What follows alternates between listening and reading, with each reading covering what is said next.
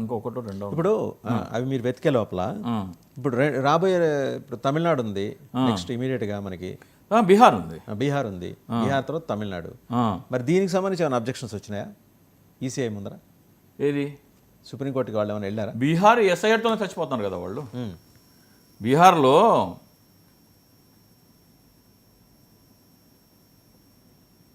అంటే let us not take much time అంటే బీహార్లో వాళ్ళు ఎస్ఐఆర్లో వాళ్ళ Aadhaar card, ration card and voter ID ఇవి అలౌ చేయట్లేదు. ఇవి కాకుండా 11 డాక్యుమెంట్లు ఇచ్చారు. Passport, Aadhaar, ration card, voter ID ఇచ్చేదే ఎలక్షన్ కమిషన్. అది ఇన్వాలిడ్ అంట. We will not accept that. Voter ఐడీని యాక్సెప్ట్ చేయట్లేదు.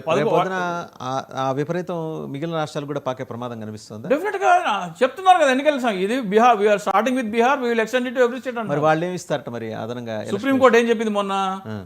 సుప్రీంకోర్టు సజెషన్ ఇచ్చింది, అంటే ఆర్డర్ ఇవ్వకుండా we suggest you to include these 3 documents for ఇదని. ఇంతవరకు దాని మీద మరి ఎన్నికల సజెషన్ ఎందుకు లెక్కలో తీసుకుంటారు? డైరెక్షన్ అయితే తీసుకుంటుంది కానీ 28న రివ్యూ చేస్తామంది కదా. అంటే ఇప్పుడు ఏంటంటే నిన్ను కొట్టను బాబు, బుద్ధిగా నీ నడవడిక మార్చుకో అని చెప్పింది. నేను 28వ తారీఖున రమ్మంది, అప్పుడు కొరడా తీస్తుంది.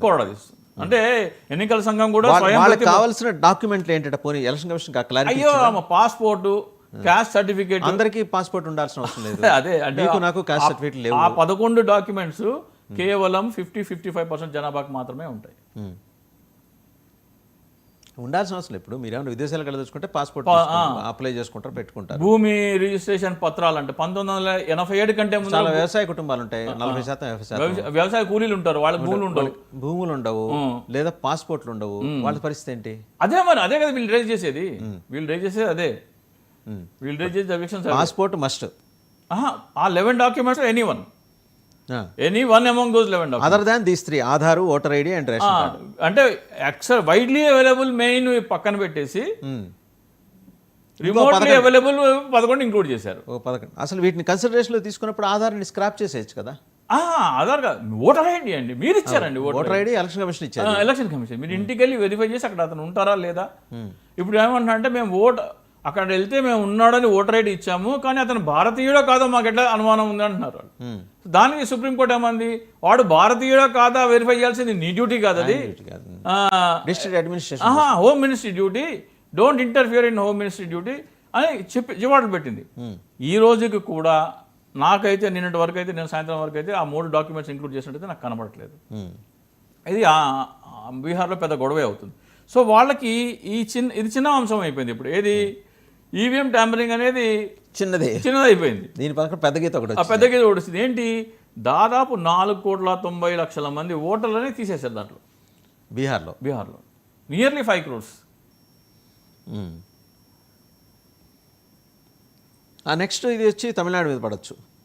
నెక్స్ట్ ఆటోమేటిక్ అంటే ఒకవేళ సుప్రీంకోర్టు రివ్యూ తీసుకొని ఏమైనా మాట్లాడకపోతే, ఇది సుప్రీంకోర్టు చేతులు ఎత్తేసింది అనుకోండి, హెల్ప్లెస్ అని సుప్రీంకోర్టు చేతులు ఎత్తదు, ఎందుకంటే ఉంటారు. కాకపోతే మరి ఒక ఎన్నికల కమిషన్ స్థాయికి 5 కోట్ల మంది ఓట్లు తీసేస్తే ఎంత ప్రమాదం అండి. మన ఆంధ్రప్రదేశ్ జనాభా అండి మన జనాభా 5 కోట్లు. బీహార్ అంటే పెద్ద రాష్ట్రం కాబట్టి వాళ్ళది 90, ఉత్తరప్రదేశ్ 25, వాళ్ళది 19 ఎంత ఉంటుంది. 25% ఓట్లు తీసేస్తాను మీరు. What do you intend? So we need to wait up to 28th of this month. Right, sir. Thank you, Rajasekhar గారు. Thank you very much. So Chinta Rajasekhar గారు చాలా డీటెయిల్గా ఎక్స్ప్లెయిన్ చేశారు. బీహార్ పెద్ద ఉపద్రవం ఎదుర్కోబోతుంది. దాదాపు 5 కోట్ల అంటే 4,90,00,000 ఓట్లని తొలగించారు. కారణాలు ఏంటి? వాళ్ళ దగ్గర వ్యవసాయ కూలీల దగ్గర పాస్పోర్ట్ లేవు, అలాగే వాళ్ళు 11 డాక్యుమెంట్లు తయారు చేశారు. Other than Aadhaar, voter ID and ration card. Voter ID స్వయంగా ఎలక్షన్ కమిషన్ ఇచ్చేది, దాన్ని కూడా కాదని వీళ్ళు రూపొందించిన 11 డాక్యుమెంట్ల క్రమం, ఆ నమూనాలో ఏదో ఒకటి ఉండాలట. పెద్ద ఆప్షనే ఇచ్చారు, కానీ దాంట్లో సగానికి సగం జనాభా దగ్గర ఇది ఉండకపోవడం వల్ల 4,90,00,000 ఓట్లు బీహార్లో ప్రస్తుతం లేవు. వాళ్ళ జనాభా 19 కోట్లు, ఉత్తరప్రదేశ్ జనాభా 25 కోట్లు, ఒక దేశ జనాభా, ఒక పెద్ద మెగా దేశ జనాభా అది 25 కోట్లు అంటే. అక్కడ కూడా రేపొద్దున ఇదే వస్తుంది. అండ్ ఇంకోటి ఏంటంటే వాళ్ళు భారతీయులా కాదా అని తేల్చుకోవాల్సింది మినిస్ట్రీ ఆఫ్ హోమ్ అఫైర్స్. ఆ విషయం సుప్రీంకోర్టు స్పష్టం చేసింది ఎలక్షన్ కమిషన్ ఆఫ్ ఇండియాకి. మీరిచ్చిన ఓటర్ ఐడినే మీరు కాదంటే ఎట్లా అని కూడా నిలదీసింది. రేపు 28న రివ్యూ ఉంది.